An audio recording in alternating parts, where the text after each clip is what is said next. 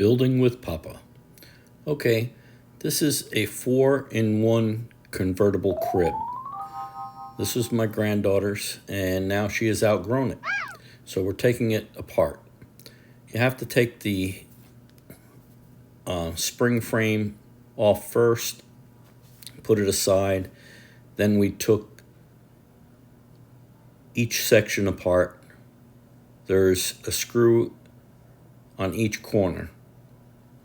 It's a Allen wrench you're going to need. And my daughter bought the 4-in-1 low footboard full bed conversion kit. Well, we're going to put it together. Now, it tells you have to use the screws that come off the bed. Didn't realize they meant these screws that were on the frame. There's 8 of them. You have to take those off, and then you attach them for the sideboards to the headboard and the footboard. And you'll use those 8 flat head screws.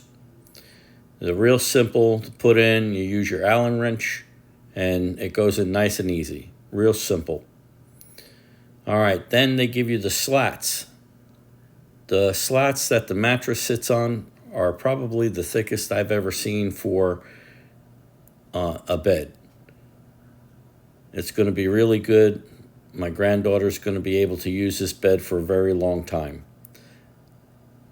Just screw everything together. When you put the slats down, you roll them out, and then they get screwed down to the side rails. They give you the Phillips head screws. Just screw them right in. It's real simple, nice and easy. My daughter also bought a mattress, and it was delivered today, and we put it in. And now she's dressed it up, all set up for my granddaughter.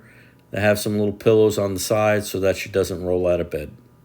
All right, building with Papa. Like, subscribe, and ring that bell. Give me a thumbs up if you can. See you on the next one.